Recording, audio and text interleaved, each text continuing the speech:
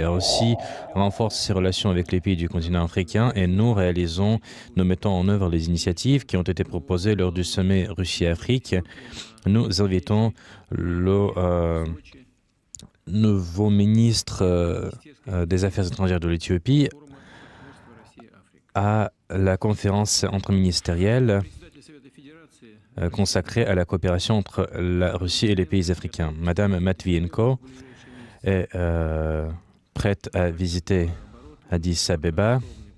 Notre volume commercial, il est modeste pour le moment, mais il y a une croissance économique. Pendant l'année 2023, nous avons une croissance de 65%.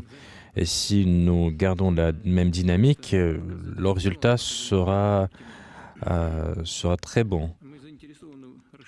Nous sommes intéressés à développer notre coopération dans le domaine de la santé, dans le domaine scientifique. Rospotrebnadzor russe est prêt à fournir à l'Éthiopie un laboratoire mobile. Nous travaillons avec nos collègues éthiopiens pour le faire. Nous formons le personnel, nous soutenons l'Éthiopie au sein des institutions internationales et nous attachons une importance particulière au domaine culturel. Plus de 20 000 Éthiopiens ont fait leurs études en Russie. Maintenant, plus de 200 étudiants éthiopiens font leurs études en Russie. Nous avons organisé également des années croisées de la culture en Russie. Et cette rencontre d'aujourd'hui est une bonne occasion pour discuter de toutes les questions de notre coopération. Je vous remercie. Monsieur le Président, je voudrais vous remercier pour l'accueil chaleureux que nous avons reçu avec ma délégation. Félicitations pour cette parfaite organisation de ce sommet.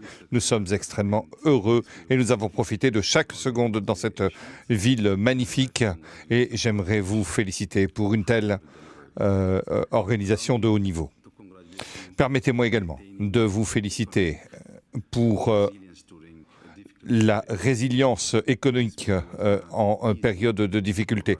Ce n'est pas facile pour la Russie, mais vous avez réussi à maintenir cette résilience qui est exemplaire pour la plupart d'entre nous. Monsieur le Président, c'est un bon moment pour la plupart d'entre nous de venir et de témoigner de comment la Russie fait face à des fronts multiples, y compris sur le plan de l'économie. Et dans nos échanges, nous pouvons voir clairement que lorsqu'on travaille dur et lorsqu'on a un engagement continu, eh bien, on peut augmenter l'ensemble des liens, qu'ils soient économiques ou en termes de sécurité.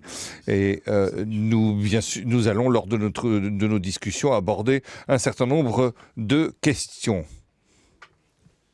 Je vous remercie.